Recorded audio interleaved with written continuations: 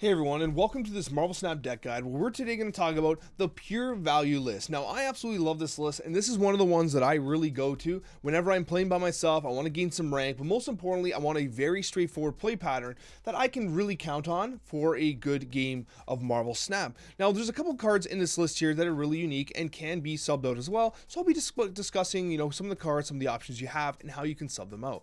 Now, the first thing to understand is when we're talking about pure value, what we're talking about here is putting as much pressure on the board state as we can. That's why we play cards like Zero and Ebony Maw. Zero is a 1-3, which is pretty strong in and of itself, but Ebony Maw is a 1-7 is truly momentous. Now, the question becomes now, if you don't have Zero, what do you do? Because Zero can be used in conjunction with someone like Maximus to prevent the draw of the 2 additional cards for your opponent. So I tend to really like playing Zero in this list. Now, if you don't have Zero, I would recommend taking out someone like Ebony Maw, taking out someone like Zero, and instead what you could do is you can do someone like Hawkeye, who interestingly enough is a really high value card because he turns into a 1-3 for pretty much little to no problems. And I also would consider someone like, I'm going to be crazy if you have Tatiana, that's fine. Titania, I should say. My bad. It's Titania. Or you could honestly consider someone like, Ant-Man, who's great because Ant-Man's going to provide you with an opportunity to basically zoo out and, provide a lane with a lot of value. As a 1-4, you want as much power as you can. When you consider Ant-Man in conjunction with Hawkeye, 3 power on Hawkeye, 4 power on Ant-Man, that's 7 and 2 cards. That's pretty legit for 2 mana play, right? And then what you got there is you got a Coccia, who I absolutely love. If you're watching this video, you probably more or less have a Coccia. And a Coccia is great because it really benefits your entire deck, and most importantly, a Coccia tends to hit someone like Captain Marvel, who's great because when Captain Marvel gets that sweet buff, ultimately it's a 5-7, and that extra point really might be the difference between winning and losing when Captain Marvel can decide whether you win or lose. So a Coccia with Captain Marvel is a great touch, and not to understate that. Turning Chavez into a 6-10, also a great play on turn 6. Then you have Colossus, who I think is very interesting here. Now, Colossus is one of those cards that I've talked about on our podcast, where I think that it's kind of undervalued a little bit. And the nice thing about Colossus here is when you get zones like negative zones or death domains and anything like that, it's a very consistent play. And again, we're all about the value. We want to play on curve, and Colossus represents that opportunity. He doesn't have the high side, like the upper kind of, power play that someone like even Lizard has or Polaris. But overall, as a 2-drop, Colossus is going to be pretty reliable for you, and that's pretty good. And Lizard's awesome too because as a 2-5, it's a lot of power, and the opponent has to zoo into it in order to counter it. So it can be a card that often is a 2-5. As a 2-2, it feels pretty bad, but ultimately Lizard's one of those cards that, especially in the current meta, I don't find people zooing into very often unless they're playing a Surfer style deck with Brood in it. Then you're kind of screwed. But anyways, that's a whole other conversation. As I talked about with Maximus, a 3-7 insane can be muted with the 0 if you have it. If not, they draw 2 extra cards. Do you really care? Like, that's up to you, I guess. Like, you can kind of make that debate with yourself. That's why I like 0 in this list. However, Polaris is great too because especially in the middling brackets of MMR where there's a lot of destroy decks, what you'll do is you'll often get that like Nova or that Bucky Barnes, and you'll like pull it over while they drop their Carnage or something or their Deathlock and just ruin their combo, which is absolutely fantastic. It also trades wonderfully into like Space Throne, where you have to like 1v1 another unit, and it's basically a 3-5, which is a lot of tempo. Again, we're trying to fixate on putting as much power on the board as possible. And then you have Rescue. Rescue is a great card here because it becomes a 4-8, or a 4-9, I should say. Good math, Alex. A 4-9, which is great, and especially when played in conjunction with Captain Marvel. Captain Marvel is a card that really just takes away the disadvantage of Rescue as a whole, because with Rescue, the problem with Rescue is on turn 4 you play Rescue, on turn 5 you have to commit to that Rescue lane, which might not be ideal. But Captain Marvel gives you the opportunity to basically, don't worry about it. I'm not too concerned. We play into that lane. Rescue becomes a 9, but Captain Marvel can move wherever she has to move in order to get that dub. If you don't have Rescue, Jessica Jones is a good compromise because Jessica Jones will become a 4-8. If you don't want to play Jessica Jones and you want more data, White Queen is actually a pretty interesting card as well that you can utilize in order to get some scouting data based on who is playing what. And then if you don't have Captain Marvel, Vision is an obvious choice as well because Vision gives you like a really nice opportunity to play some mind games with your opponent. You of course have America Chavez, because Leader is one of those cards that truly is remarkable. I'm not going to say that Leader's not like replaceable, because you could really replace Leader here. I wouldn't replace him with a 6. I'd probably replace Leader with another 4, whether it be like Jessica Jones or even White Queen, as I suggested, because maybe you pull a card that you want to play over Chavez. But Leader does provide you with a good win condition if you have him. The reason for this is because Leader is going to really play into the motif here that you're going to have a lot of value on the board. You generally want to have as much board pressure as possible, and so with Leader, you're pretty much guaranteed to have that board pressure because of the Rescues and the Maximuses and the Polaris. So when you're winning in multiple lanes, Leader becomes a very straightforward play in order to ensure you lock out that victory.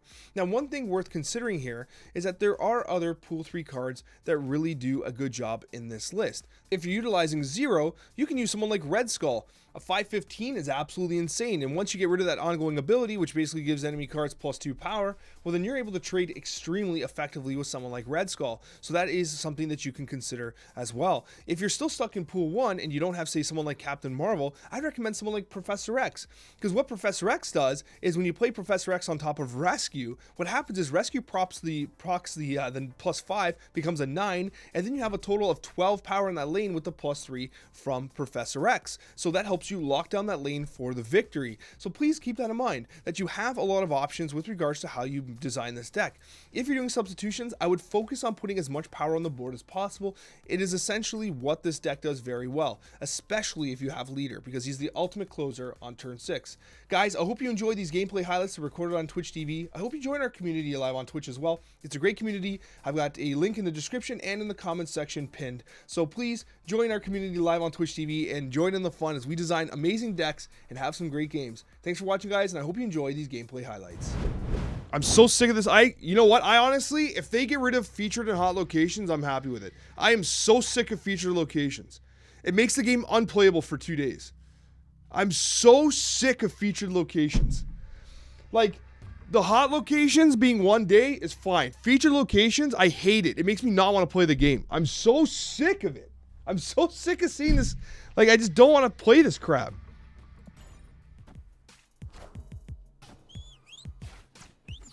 I don't want to be negative.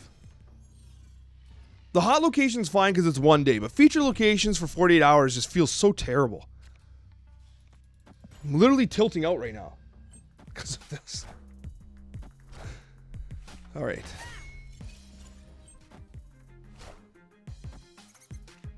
I was reading chat. I didn't do my reveal correctly.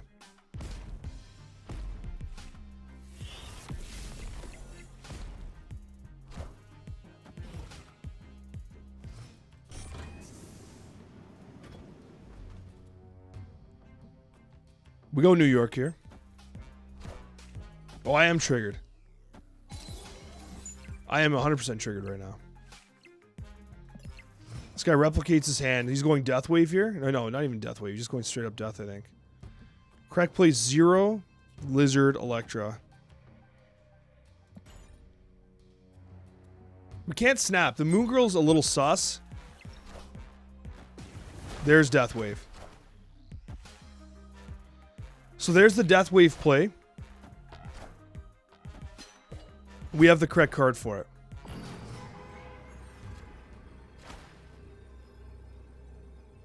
So he can play some mind games here. I think we just go leader to the right. We keep everyone where they are. We have the initiative. We don't need to play fancy. We snap on him and we win the game. Yeah, he can try and get fancy, but either way, he's donating 4 cubes. Yeah. He doubled up the She-Hulk. Leader just completely nullifies it. Like, this is such a great example of what makes Leader so broken. Like, right there. That is exactly why Leader is one of the best cards in the game. This dude sweated so hard. So hard. So that he could have double She-Hulk into death. And then we literally just played one card and just smoked him. Do you know how much effort it took for him to do this? And, like, we just clap him completely. Completely clap him. That's why on the podcast I was saying that the best nerf for Leader is to make him a 5 cost like Magic that cannot be played on 6. Honestly, like, I feel like the turn 6 Leader play feels a little too broken right now. Okay, we got a gamer skipping turns here. We got Murder World. Interesting. We got Polaris. We could play Polaris here. I think I'll play Polaris just as a pure tempo play. What's this guy playing if he's skipping each of these turns here? Got Mushroom World. Do I just fill this guy's hand? 0. Ebony Maw. Yeah, we do this. Could even snap on him. He plays 2. He gets a 0. He also gets an Ebony Maw. Okay, so this is a pure Deathlock deck here. So he's feeding the scrolls on purpose. Well, we got leader here, so we just got to stay ahead. We play her mid. Considering what this guy's doing, it's very... Oh, he goes 4. Wow. Rips the Yondu. Actually helps our draw. Plays 0. Watch this. Play all 3. Dump our hand here.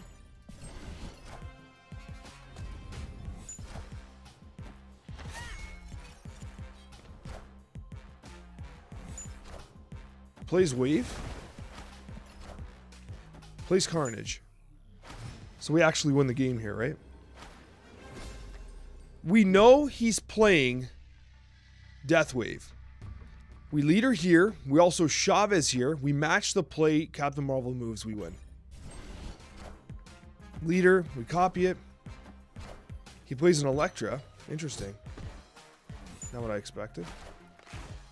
Play She-Hulk. We copy a Death. Yeah, this is extremely straightforward. This is exactly what makes Leader so strong, right? It's exactly what makes Leader so strong. And it's exactly why it's the perfect card for like a value list. You push ahead.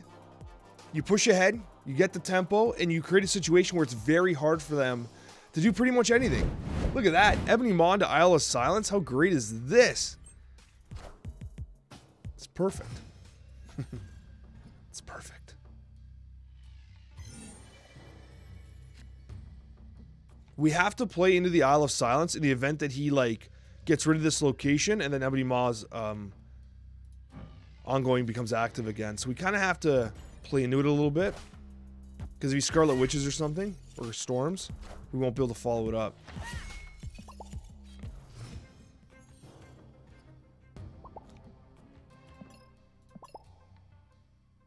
Got Cloning Vats here. I like the idea of Cloning Vats Polaris. And pull the Okoye over. Prevent too much play there. Play Storm. Play Storm. So this is a perfect Lizard situation here. So we Lizard Colossus. I think we snap here. I think this guy has a hard time against us here. This guy has a very hard time competing with us, I think. He plays a card. But again, Lizard gets full value here.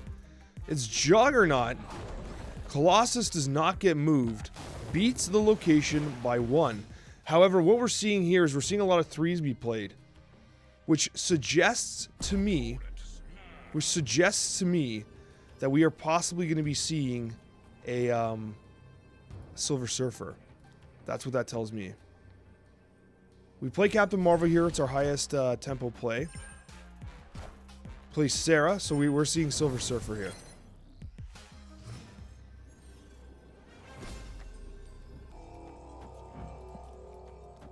We give mid. We do this. We go for it. Pull her out. Brood would be big. It's Maximus, big card. It's Forge, so we intended to give mid. Silver Surfer comes. We win. Yeah, we win. Yep, exactly, perfectly calculated. That's it. Easy 8 cubes, folks. Very straightforward win there. Very straightforward win. I want to give him a nudge. I think he tried. It was a good effort. It was a good effort. But ultimately, with Captain Marvel, we get the we get that optionality on that last turn for like that automatic kind of correction, right?